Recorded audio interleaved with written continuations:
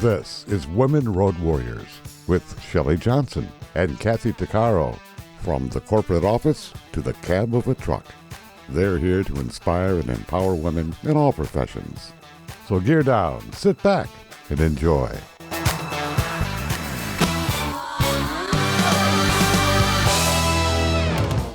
Welcome. We're an award-winning show dedicated to empowering women in every profession through inspiring stories and expert insights. No topics off limits on our show. We power women on the road to success with expert and celebrity interviews and information you need. I'm Shelley. And I'm Kathy. If you've ever run a small business or a startup, especially in a monopolized industry, you know the challenges that have become even more intense today. You can really feel like a small fish in a huge pond. Small companies on the borderline between startup and growth need more than mentors. They need actionable advice for everyday barriers so they can compete against the big boys. Julie Matzen and Holly Kissinger recognized this and formed the MayDay Agency and Boarderline to level the playing field for small businesses competing with massive established competition. Julie's a marketing and branding specialist who connects brands to target audiences. She helps companies reimagine their paths and define clear marketing plans. She also offers guidance to firms that are planning on launching new products. Julie's here to offer her insights on the items that small women-owned businesses need to consider if they want to get on top of that wave in a big pond full of bigger fish. Welcome, Julie. Thank you for being with us. Oh, thank you for having me. Yeah, we're excited. Are you kidding me? Julie, there's so many things you cover. Your knowledge is amazing. But before we talk about maybe what small businesses and startups need to know, could you give our listeners maybe a brief background of what you do and where you came from and all that? Absolutely.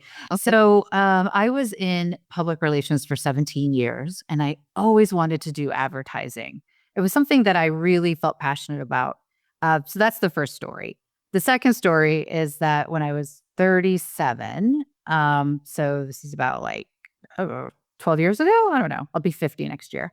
I was at a firm and I was going through a divorce and I was struggling with depression and everything. And I just was like, I want to do this on my terms.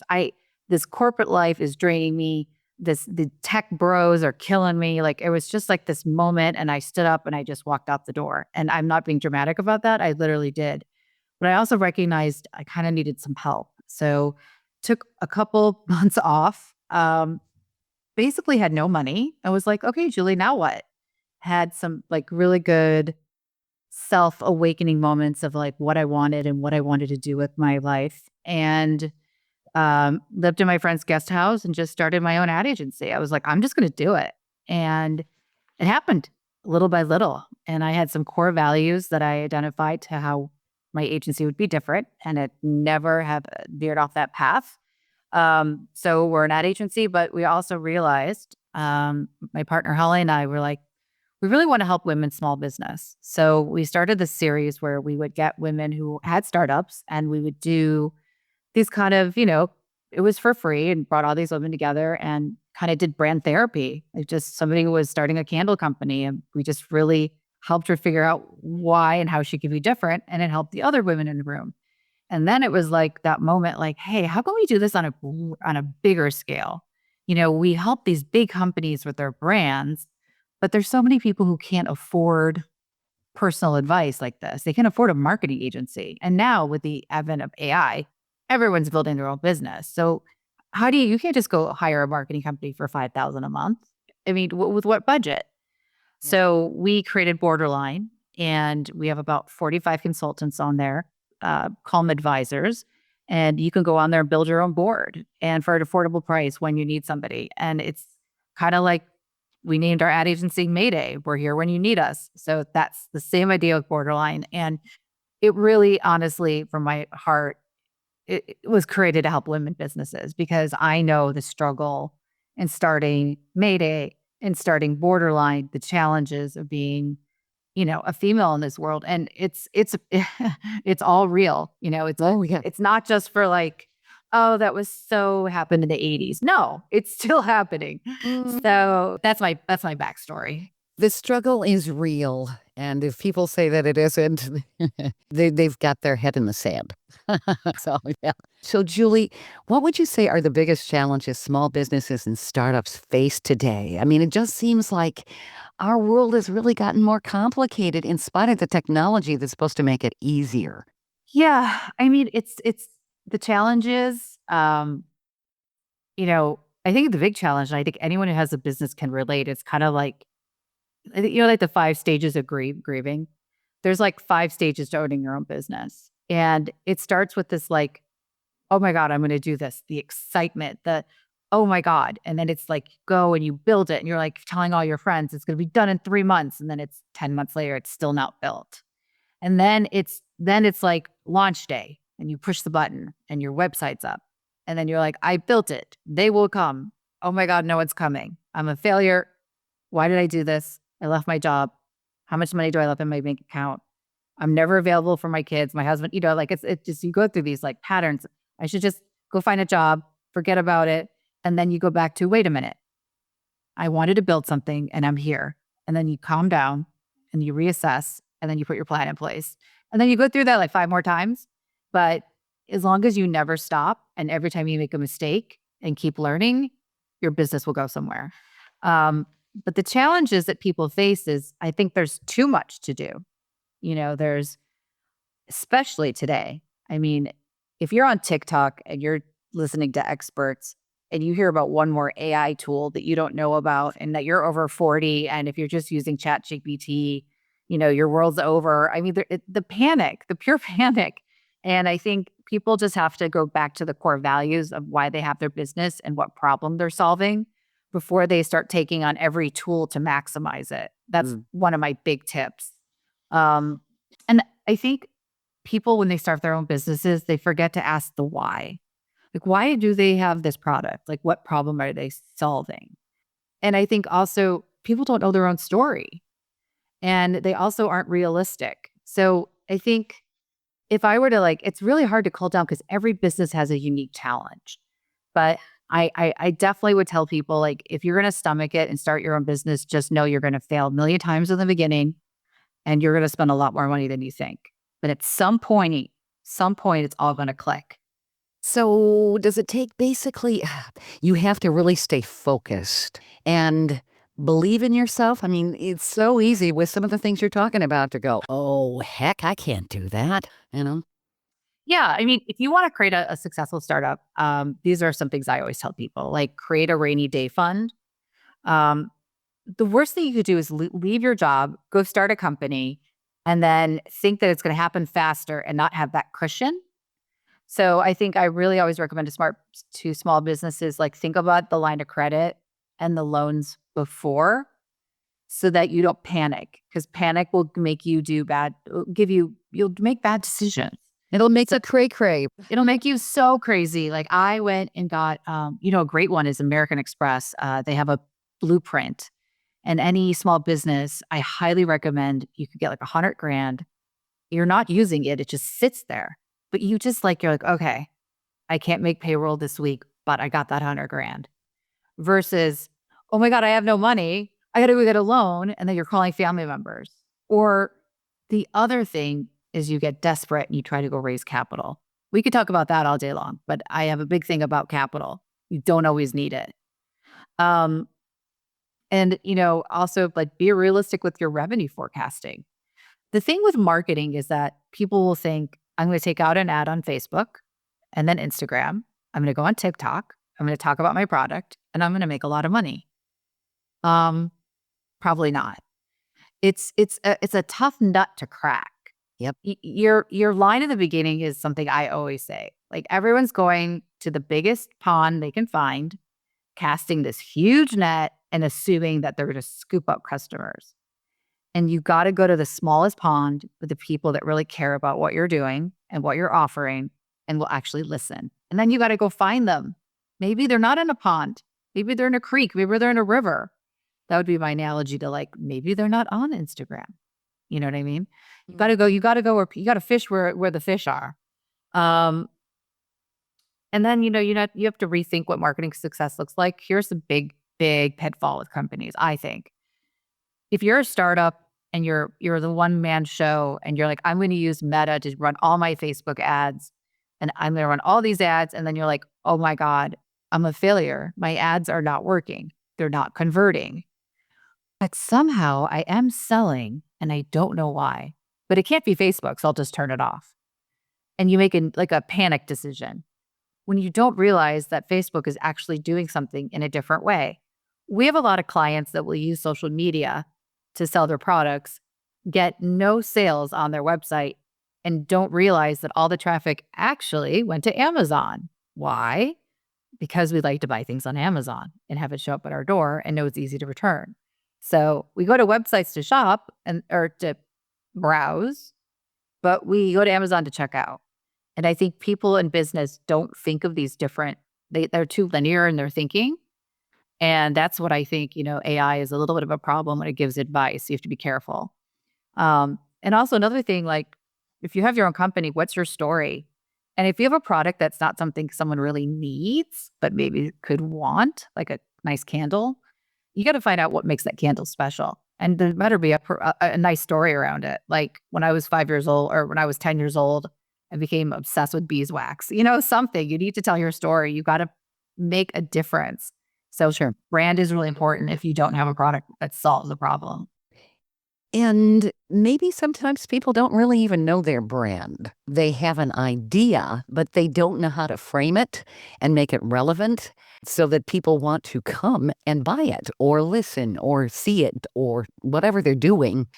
And identity, and like you said, you need to find the audience. It's really about a niche marketing plan, isn't it? Because there's so much noise out there, especially on the internet. Yes, I think it's important to own something, be really good at it, and then go on to the next market. So, if you have a product that everyone could use, great, but maybe you could market it in a certain way to one audience and get really good at it. Don't jump ahead.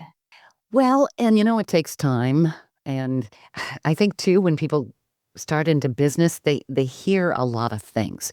Well, you should be making money within 3 years or whatever the length of time it is. And are those rules still set in stone today, or has that changed? Because it seems like there is like I said, so much noise out there. The competition, especially with the established companies that are louder because they have bigger budgets and they can advertise, make it really, really, really challenging. Yeah, but you have to ask yourself, I think when you're when you're in a startup and you have customers, you have to define success. So success is I'm going to sell my company to a bigger company. I'm going to make enough money to retire, or I'm going to build this, have somebody else run it and take a piece of the pie so that I could go invest in other things. Like you really need to be clear about why you're starting a business. Because what you're going to do is you're going to go online, see your competitors and be like, oh, I'll never be them. Or, I'll never make that kind of money. Or, oh my God, I have to raise $1 million to do all these marketing things that my competitors are doing. But people don't often think if I go and get an investor, they are going to own me and they're going to put me on a timeline. They're going to give me more money than I need. And they're going to be like, why aren't you spending it? And you're going to be like, I don't know how to spend it because you don't know what you need because you jumped into it so fast. You didn't do any learnings. So that's why you've got to walk before you run. And also there's always room for two. And if you're starting a company and you start seeing your competitors, I don't know if this is the best advice. This is what I do as a personal opinion. I don't follow them on social media and I don't look at their websites because I will immediately do why am I bothering? I'm never going to compete. Isn't that interesting how we always tend to compare ourselves? And then we're like, oh God, right? It gets so overwhelming. It really is a battle with the mind. And I think that once you're able to beat your own self, like, you know what I mean? Like be the winner, pick your battles. And it's a lot of self-talk, whether it's in starting a business or in anything really, right? As the negativity tends to want to overrule all the time. Oh, it's founder syndrome. I mean, and it's in women, as women, we look at things from a different lens and men do look at things differently. we get it's just the truth. We're very passionate. And that's why women tend to start businesses based on passion. Whereas if I think, a lot of men might start a business based on a business need or something they see as a big money maker.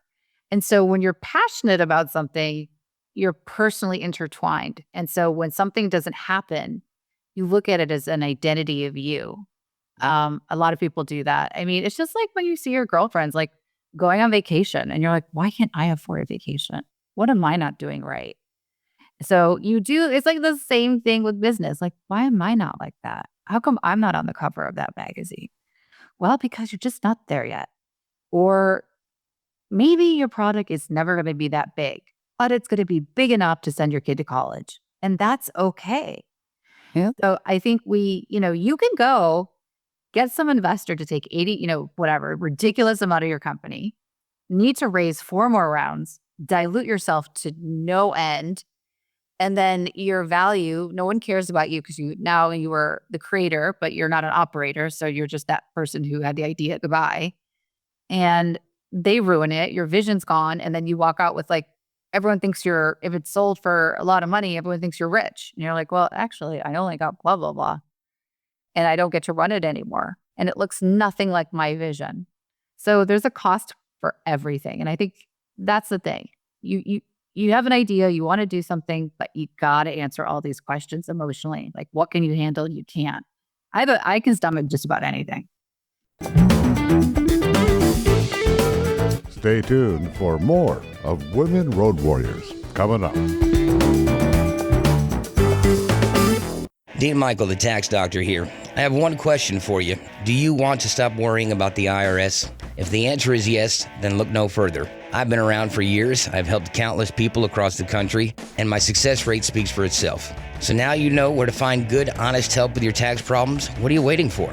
If you owe more than $10,000 to the IRS or haven't filed in years, call me now at 888-557-4020 or go to mytaxhelpmd.com for a free consultation and get your life back. Welcome back to Women Road Warriors with Shelley Johnson and Kathy Tuccaro. If you're enjoying this informative episode of Women Road Warriors, I wanted to mention Kathy and I explore all kinds of topics that will power you on the road to success. We feature a lot of expert interviews. Plus, we feature celebrities and women who've been trailblazers. Please check out our podcast at womenroadwarriors.com and click on our episodes page. We're also available wherever you listen to podcasts, on all the major podcast channels like Spotify, Apple, YouTube, Amazon Music, Audible, you name it. Check us out and bookmark our podcast. Also, don't forget to follow us on social media. We're on Twitter, Facebook, Instagram, Pinterest, LinkedIn, YouTube, and other sites. And tell others about us. We want to help as many women as possible. If you've ever tried to launch or grow a small business in today's market, it can feel like swimming upstream in a pond dominated by giants. That's exactly why Julie Matzen and her business partner created MayDay Agency and Boarderline, to give small and women-owned businesses the strategic muscle they need to compete. Julie's a marketing and branding strategist who helps founders sharpen their story, rethink their direction, and launch products with confidence. Before the break, she was breaking down the real challenges startups face today and sharing practical, boots-on-the-ground tips like securing a line of credit, forecasting realistically, and knowing your brand inside and out. Let's dive back in to Julie's insights. Julie, in our previous segment, you talked about people knowing their vision and being careful about somebody investing in your company and taking control and maybe taking over that vision. There's so many things to consider. Would you say that people need to, before they start a business, or even if they're in the throes of being a startup, put this all down? Sometimes when you write things down, it's a little clearer so that they can understand their own expectations and be more realistic and maybe come up with a game plan. Yeah, that's why I created Boarderline, because essentially I felt I was becoming a business therapist. And I think everyone needs a therapist before they start a business, because they'll go all over the place if they don't have a mapped out plan of, and it's psychological. It really is psychological. At what point am I going to realize this might happen and I'm going to be okay with it? So yes, writing it down, writing it's just like mapping out, planning a party. Like I expect 12, this many guests, and I expect them to leave with this feeling and this, you really got to plan it out, because if you don't have a roadmap, you won't know what success looks like at any one point. It's very true. You can plan a party and people might not show up.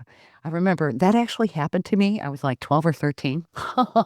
And there were just a couple people that showed up, and I was just horrified.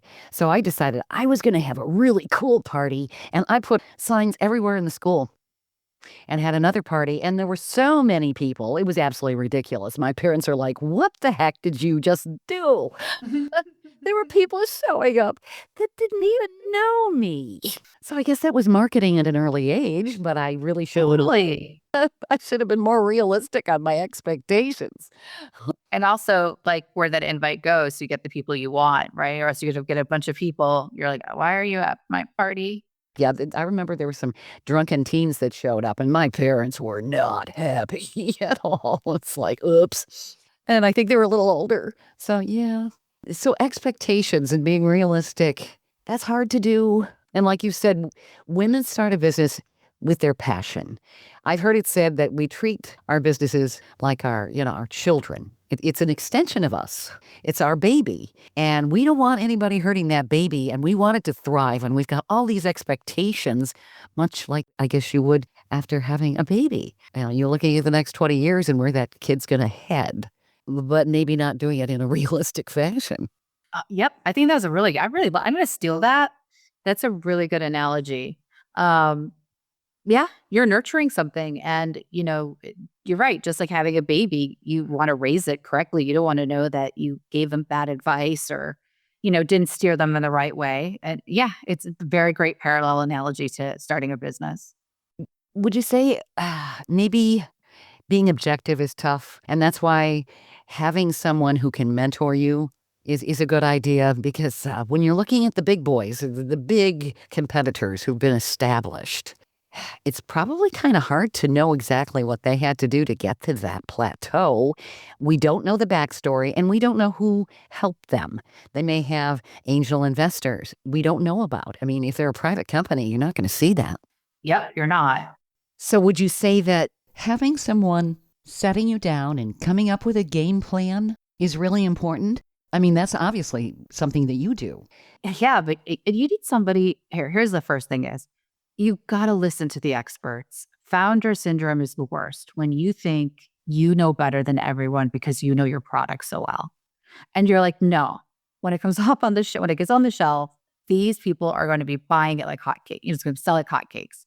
And you need somebody who's been helping companies for years say, I hate to tell you this, but it might walk off the shelf, but your packaging is hideous. You need someone to tell you that. I'm sorry, but it's the truth. It's like, or someone says like, this branding, you're competing against the bottle next to you. What retailer would pick this up? Or you're going into the biggest market possible. You have no capital. You got to sell online and go direct to consumer and have the best margin possible. And you're like, no, I want to be in stores. I want to be in stores. It's not happening. Then you have to go raise money. And you're like, but I don't know how to do that. You got to be realistic. And, it goes back to the game plan. I guess we have to put our egos aside too, don't we? Oh, you cannot have an ego. No. So here's a good one with my ad agency. I identified for years as being a quote unquote creative. Until I brought on some big pros to my team, did I realize I'm not really I'm creative, but I don't have like these super talents.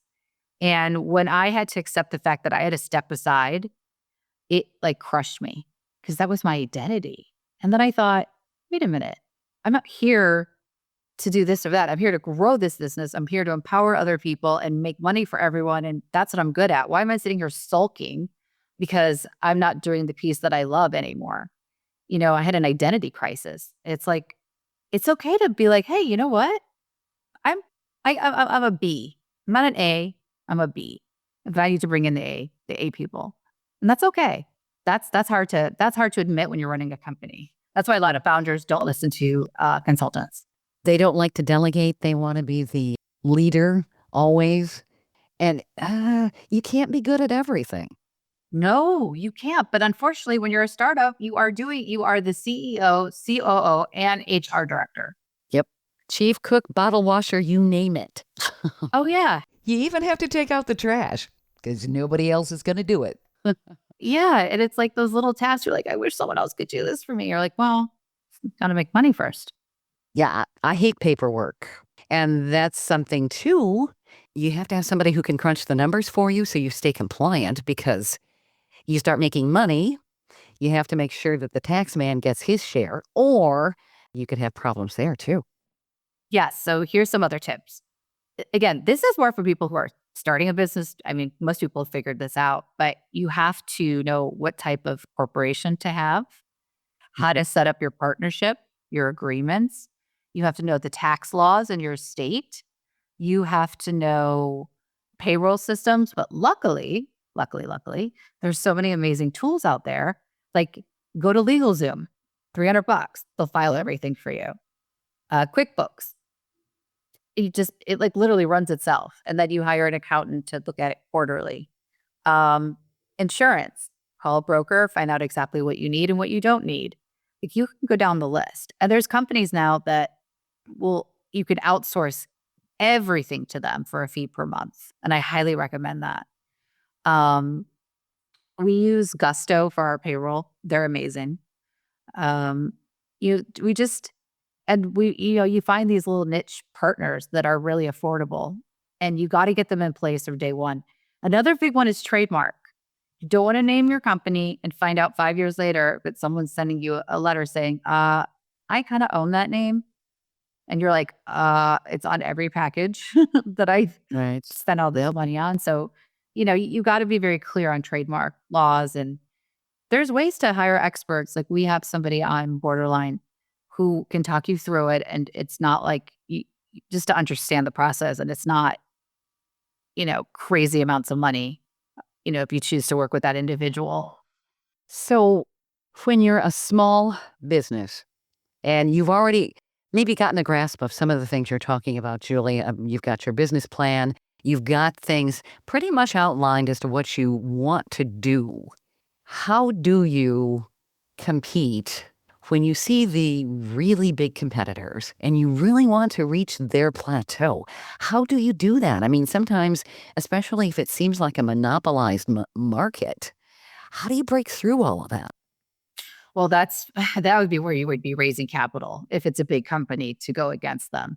But sometimes some people, if you're authentic and you do use the tools that are appropriate to your brand, such as social media, or maybe it's TikTok, and you grow a following and you start to attract partners and you start to use the tools out there like affiliate programs, influencers, you start getting really smart about your little web that you weave at a price that you can afford, maybe you can start to grab that niche and you start growing there. And maybe you just look at a piece of a business, even they're big, but maybe their customer service is really awful and they've grown so big, it's done. The reviews on Amazon are just atrocious. Their customer service, and you're like, you know what? I could do that at a smaller scale and I know I could offer better service. Like, that's the point of difference. But you got to kind of look at what the big boys are doing and say, what can I do that's a barrier to entry? That's my number one thing. I tell this to big companies too. What's your barrier to entry? What do you have that they can't compete on? And what can I go running to the bank screaming that I have this? Is it a patent? Is it solve something that, is it not easily copied? You can't go in thinking you're going to go against a big guy and have something they could just, you're a feature. Well, we'll just implement that into our program. So you have to be a company, not a feature. So these are some of the things you got to think about. And if you've got something that's really solving a really, really big problem, then, I do recommend raising money and going up against the big guys. But slow and steady for most people. Yeah, slow and steady wins the race. Stay tuned for more of Women Road Warriors coming up. Dean Michael, the tax doctor here. I have one question for you. Do you want to stop worrying about the IRS? If the answer is yes, then look no further. I've been around for years, I've helped countless people across the country, and my success rate speaks for itself. So now you know where to find good, honest help with your tax problems. What are you waiting for? If you owe more than $10,000 to the IRS or haven't filed in years, call me now at 888-557-4020 or go to mytaxhelpmd.com for a free consultation and get your life back. Welcome back to Women Road Warriors with Shelley Johnson and Kathy Tuccaro. We're continuing our conversation about what it really takes for a small or women-owned business to rise in a landscape dominated by big players. Julie Matzen knows that feeling like being the small fish can just crush you. And that's exactly why she and her partner launched MayDay Agency and Boarderline to help founders turn underdog status into an edge. As a branding expert, she guides companies in defining who they are, who they serve, and how to stand out. Just before the break, Julie was giving us a reality check on startup challenges today and offering powerful tips like securing credit, setting up a corporation, knowing about taxes, trademarking your brand, tightening your revenue expectations, and mastering your story. Julie, it's also a matter of perseverance because slow and steady wins the race. That's especially true when you're looking at the competition and maybe figuring out where you can offer something different, something better that will give you the edge. And that's where you're going to be memorable. Is it all about that? Being memorable? You want people to remember you? Yeah, I mean, how many Super Bowl ads do you watch and talk about? And then someone says, "Oh, wait, what were they selling?" Oh, so I tell people, if you have if you have a product that solves a problem, maybe you don't need to be overly cute about it. Maybe you just need to say, "There's a better way to clean those floors." Like maybe you just need to be direct response about it, like 80s style infomercial. Here's how it works. This is why you need it. That sometimes is the best approach. Now, again, if you're more like fashion, beauty, yeah, you need a story. You got to dig deep and figure out like what's going to make people talk about you. It's like, what is your identifier? And I have some fun games I play with companies to kind of find that out. And they're games you could play with your own company if you're interested in hearing. They're kind of fun. Sure. What are some of the games? Okay, so you could ask yourself, if I was a cocktail, what kind of cocktail would I be? It's interesting because you'll say, "Oh, I'm an espresso martini," but really, maybe you're more Chardonnay. But now you just showed yourself like, "Oh, I kind of want my brand to be a little bit more trendy because an espresso martini is kind of trendy. Chardonnay is tried and true. Maybe I'm playing it too safe. Why did I say that about my brand?" So, and then I will do, if you're a fashion brand, who would you be? If you were a celebrity, who would you be? And please don't tell me George Clooney. If you're a car, what kind of car are you? And don't tell me Tesla because you think you're tech forward. It's like, that's what I have to say because it's the same answers over and over. And these are like big ass companies I'm talking to doing this with a whiteboard. I mean, it's the same. Every company tells me the same thing. And it's not so much like, what's my spirit animal? Or also, what am I today and what I want to be tomorrow? So if I'm Chardonnay because I'm like everyone else, how do I become an espresso martini? Like what happened that's like the new hot drink? Like you got to start thinking, why do you like it? Because it's a little bit sweet. It wakes you up. Like you got to like sit there and map out all the attributes of why you think you're something. And you'll find when you do the exercise, something will come out crazy. And you'd be like, "Oh my God, I did this whole exercise. Nothing standing out. But I chose a koala bear for my animal," which I do have animals category. And all of a sudden it's like, "Oh my God, your point of difference is that you care. You're a company that cares. Are you using that in your marketing?" So these little games you can play and brand exercises can get you closer to your story. Like with Boarderline, given that I'm the co-founder, I have to play that same game because I am too close to Boarderline. Half the time, I don't even know how to market this company, but I know how to market yours. So, I think there's all these different things we can do to find our story, to go deeper. So we need to figure out what our brand identity is and also be objective The objectivity, I bet you that's hard. Oh, yeah. It's interesting how many brands think they're, like I said, they think they're a Martini or a Tesla. And I'm like, I don't know how to break this to you, but good to know that you want to go there. So let's spend the money to go there. So then it creates a game plan. Yeah. And I like to do with all people involved in a company in one room so that the aha moment is everyone. Because if you have stakeholders in your business, say it's partners, people you're giving equity to, like 2% just to be a consultant, everyone is an expert. Everyone's an expert. Everyone's a graphic designer, everyone's a brander, everyone's a PR expert. But you bring everyone together in one room, everyone leaves their ego at the door, and you do these fun exercises and you have a roadmap, and you're like, everyone in the room is like, yep, we are leaving a company that cares about this. We are leaving as a company that stands for this. This is our point of difference. This is hard to copy. Everyone's like, yes. And then you go and you stick on that plan versus what most companies do, go into a meeting and start going, so what should we do on social media? What should we do for ads? Those are like conversations that are so far down the line. You haven't done the upfront work yet. What's the upfront work? Who's your target audience? What are you selling? What's the emotional drivers? Why does someone care about your product? Where do they live? Where do they shop? What shows do they watch? Age? What kind of books do they read? Knowing your customer, it's very psychological. Like you might have a product it's a beauty brand and there's 4 million beauty brands, but yours is more custom to somebody. I think the companies that do a really good job that have tools that you can check your skin tone to match the foundation is a good example. They took it a step further and made it personal, that kind of stuff. How many businesses do you think don't do that? They just assume people are going to come. They don't really stop and identify who their target is, their target customer. So many. Yeah. And I think Liquid Death is a great storyline in the sense of they're water. What is that? What's the product? Liquid Death. Okay. Have you seen them at the store? I don't think I have. I haven't. No. No. Oh, I mean, you would think it was what? Beer? Vodka? No, it's water. They are competing against water. Okay. And they call themselves Liquid Death? Wow. Yep.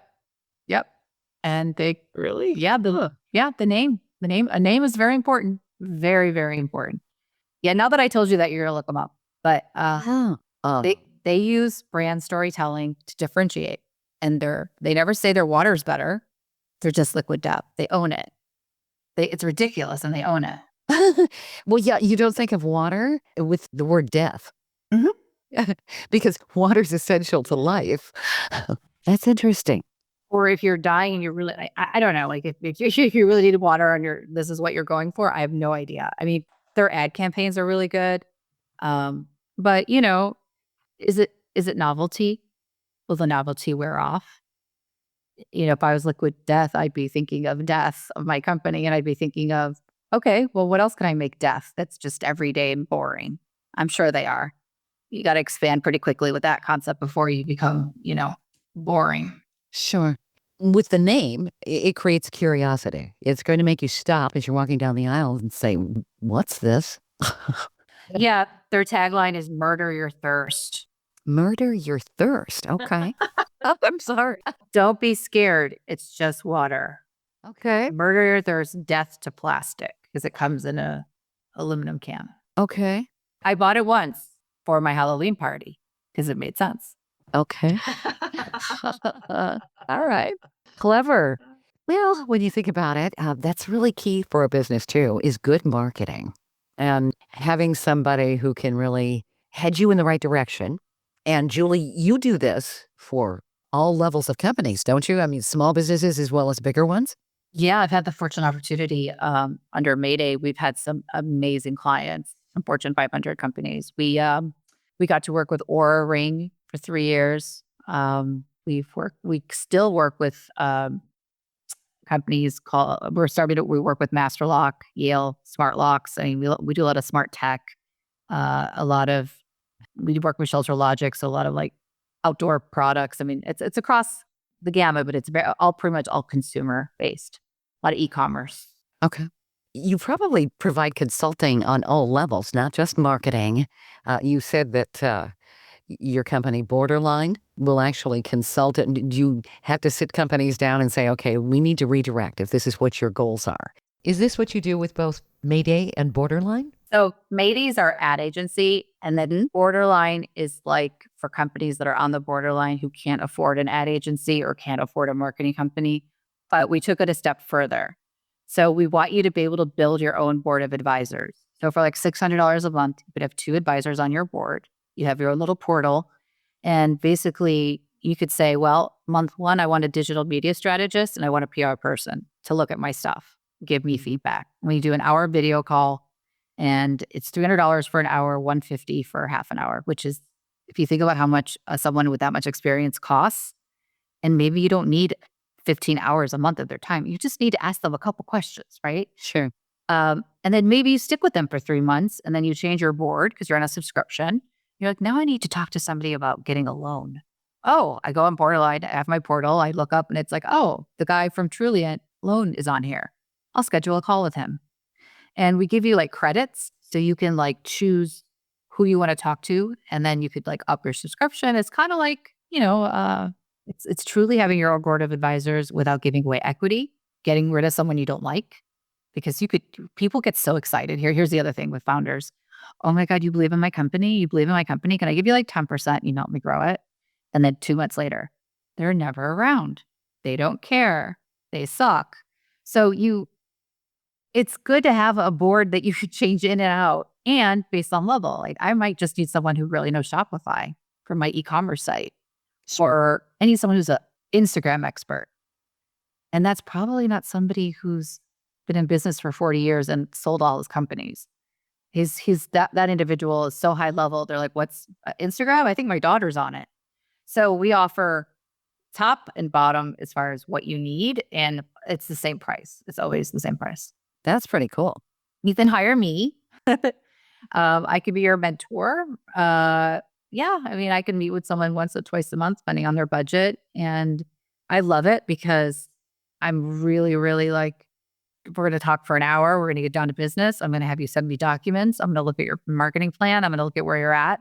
And then a month later, I'm going to say, did you do what we talked about? And they're going to say, well, my cousin's cousin told me they didn't really like the colors. It's always one of those. And I'm like, I've been doing this for 30 years. You need to listen to me. Don't talk to your cousin's cousin. Do you know how many logos were changed at big, big, big companies because the wife didn't like it when the CEO brought it home?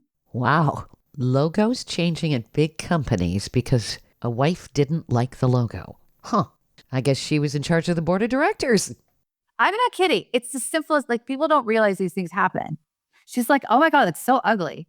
And he's like, oh, I better go. I can't have something my wife thinks ugly. That represents me and my company. And then he goes back to the marketing department of 30, changes the logo. And then it doesn't work. Yeah, because it wasn't from an expert who thought through why the logo should be a certain way. Right. Yep. Now it's 5 lines and it doesn't fit any box on any social media platform. Mm-hmm. Sure. Sometimes you wonder what kind of advice these companies have had, or if they just picked it out of a fortune cookie.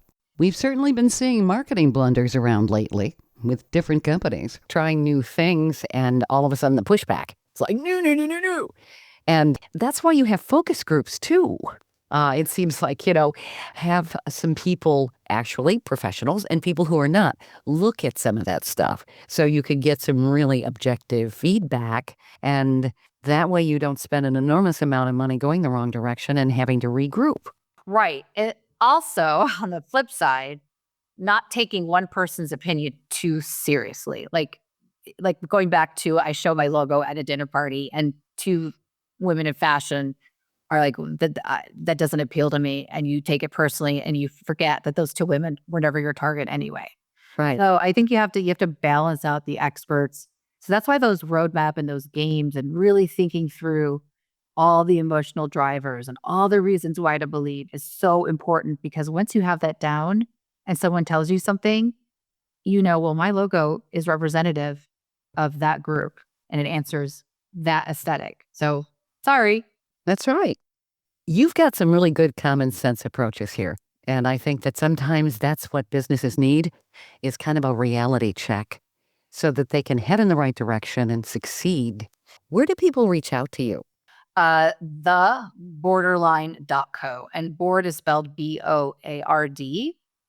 I'll be honest, the URL is awful, but it's really hard to get a good URL these days. But I figured with search ads, that's where it would go. So theborderline.co. BOARDERLINE.co. Yep. And people can also reach out to your agency, MayDay. Yeah, I mean, of course. And honestly, if you it's easy just to on MayDayAgency.co. Apparently, I like the .co. At the bottom, you could just find my info and send me an email. I mean, I love talking to people. So if anybody wants advice, or I call it triage, like call me and we'll talk for 15 minutes, because sometimes people don't know what they don't know. So they'll go on Borderline and they won't book someone because they're like, I don't know what I need first. Well, that's why we offer like a free consulting call for like 15 minutes. And I could be like, you know what? You need Val. You need this person. Don't book that person. It's way too soon. You don't even have a product yet. Why are you talking PR? That kind of stuff. So you can be a brief business therapist for people. I am such a business therapist. Yes. That's great. What are the websites again? Theborderline.co. Okay. And MayDay? MayDayAgency.co. And that's for bigger, little bit more big ad budgets. Okay. I love your perspectives. I appreciate it. You've covered a lot of really good information. It's food for thought for people, and that's what they need. Sometimes just sitting back and listening to an interview, people go, oh, that makes sense, rather than somebody they know telling them that, where they get their ego bruised, Yeah. They're like, I'm going to stop talking to my mother-in-law about this. Yeah, no kidding. Some people run away from their mother-in-laws. Not a good person necessarily, depending on the relationship, to get advice. Yeah, right. Just the way you're going to go waste all the money of the family. Yeah, agree. Good luck. Thank you, Julie. We really appreciate you being on the show. Well, thank you so much for having me. This was so fun. Thank you so much. This has been fabulous. We hope you've enjoyed this latest episode. And if you want to hear more episodes of Women Road Warriors or learn more about our show, be sure to check out womenroadwarriors.com. And please follow us on social media. And don't forget to subscribe to our podcast. On our website, we also have a selection of podcasts just for women. There are a series of podcasts from different podcasters. So if you're in the mood for women's podcasts, just click the Power Network tab on womenroadwarriors.com. You'll have a variety of shows to listen to anytime you want to. Podcasts made for women. Women Road Warriors is on all the major podcast channels like Apple, Spotify, Amazon, Audible, YouTube, and others. Check us out. And please follow us wherever you listen to podcasts. Thanks for listening. You've been listening to Women Road Warriors with Shelley Johnson and Kathy Tuccaro. If you want to be a guest on the show or have a topic or feedback, email us at sjohnson@womenroadwarriors.com.